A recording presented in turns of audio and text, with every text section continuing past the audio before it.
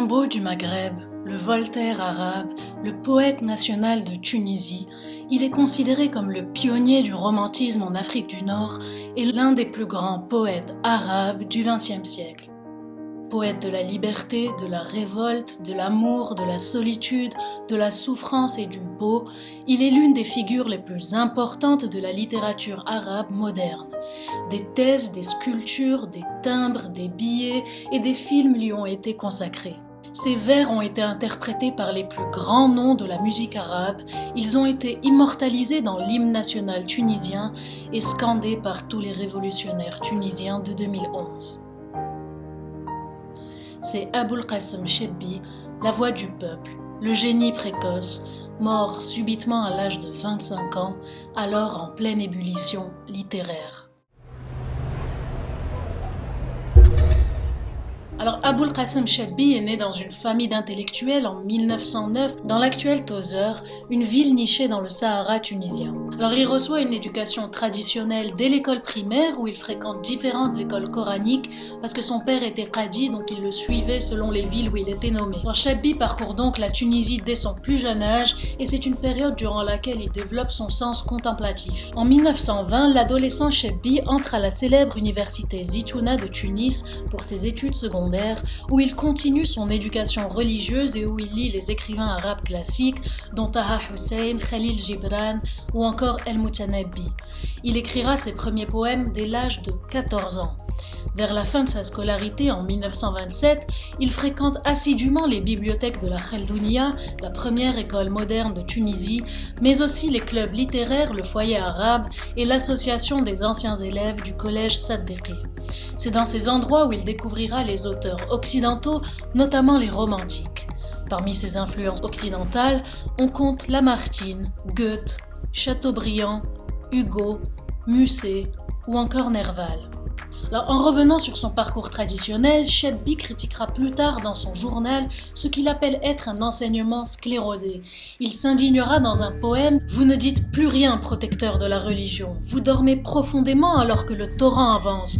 Vous ne dites plus rien, drapé dans les ténèbres, dont les replis sont chargés de signes de blasphème et de superstition. » Alors notre jeune poète est engagé et il milite contre l'obscurantisme au sein de l'association des jeunes musulmans. Il insiste sur la nécessité de rénover et de moderniser l'enseignement scolastique zitounien. Alors son engagement transparaît aussi sur son apparence. Chebbi ne porte généralement pas de chéchia, il se rase la barbe et il ne porte pas non plus les insignes obligatoires des bacheliers des sciences théologiques zitouniens. En 1928, à la fin de sa scolarité à la Zitouna, il s'inscrit à l'école de droit de Tunisie, fréquente les cercles littéraires et il commence véritablement à se faire un nom. Mais c'est en 1929 que Chebbi attirera vraiment l'attention avec une conférence historique de 2 heures qu'il donnera à la Khaldounia le 1er février 1929.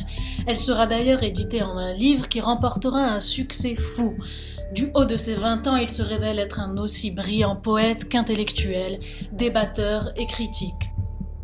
Lors de cette conférence donnée sous le thème de l'imaginaire poétique et la mythologie arabe, Aboul Qassem Chebbi dresse une rude critique de la production poétique arabe. Il soutient « Nous ne concevons la littérature ancienne que comme les choses que l'on admire. Nous ne nous permettrons point de passer de l'admiration béate à l'imitation, car chaque époque a sa vie propre qu'elle doit vivre, et chaque société a sa littérature qu'elle gonfle d'une vie nouvelle. Je dis cela en faisant fi de ce que peuvent penser ceux qui préfèrent vivre dans les ténèbres des siècles passés et tourner le dos à la vie créatrice. Par ailleurs, il s'indigne sur le fait que l'histoire n'ait retenu de la mythologie arabe que peu de choses. Contrairement à d'autres civilisations, les légendes ou contes ne se trouvent dans aucun recueil, aucun manuscrit.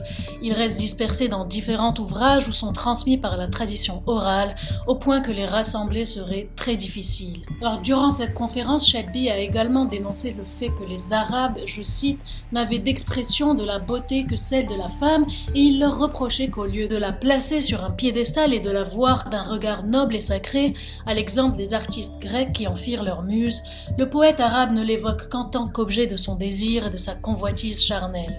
Pour lui, la vision de la femme dans la littérature arabe est une vision médiocre, très basse et complètement dégradée. Alors les propos de Chebbi ont provoqué un tollé et ont soulevé de violentes critiques, aussi bien en Tunisie qu'au Moyen-Orient, et surtout de la part des conservateurs et des écrivains salafistes. Alors il s'agissait du premier texte virulent à l'égard de ce qu'on considérait comme l'art sacré de la littérature arabe. L'année suivante, en 1930, sa prochaine conférence sera boycottée par les ulama zitouniens et les conservateurs. Chebbi déplorera le fait que ces campagnes contre lui découragèrent la quasi-majorité des membres du club littéraire qui le lâchèrent et qui cessèrent même leurs activités. À partir de cette même année, son état de santé déjà fragile se dégrade et on lui diagnostique une asthénie physique et morale. Alors, il souffre à ce moment-là de l'indifférence de ses compatriotes, mais malgré la maladie et malgré la solitude, les 2 dernières années qui lui restent à vivre seront très prolifiques. Il écrira quelques mois avant sa mort et en plein protectorat français de Tunisie, l'un de ses plus célèbres poèmes intitulé « Ila Torret l'Alem » en français « Ô tyran du monde ». Ô tyran oppresseur, ami de la nuit, ennemi de la vie, tu t'es moqué d'un peuple impuissant alors que ta main est maculée de son sang.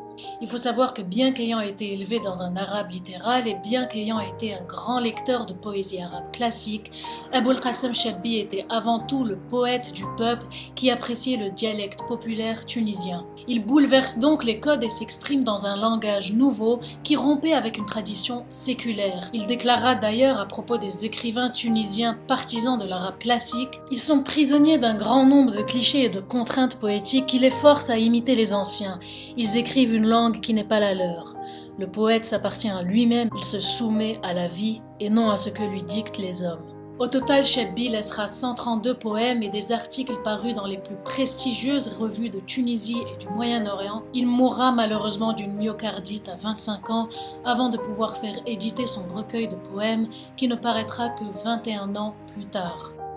Les poèmes de celui qu'on appelle le poète des sentiments exacerbés, celui qui a été critiqué et ignoré en son temps, est aujourd'hui l'un des poètes arabes les plus lus par les arabophones, le poète tunisien le plus connu dans le monde arabe et l'un des plus grands poètes arabes du XXe siècle. Considéré comme un poète mystique, nationaliste, révolutionnaire et philosophe, sa poésie est par ailleurs incluse dans les programmes scolaires et universitaires. Les 2 premiers vers de son célèbre poème Iradat al-Hayat, en français La volonté de vivre, iront même jusqu'à être intégrés à la fin de l'hymne national tunisien, ce qui reflète bien la place extrêmement importante que Chebbi occupe dans le cœur des Tunisiens.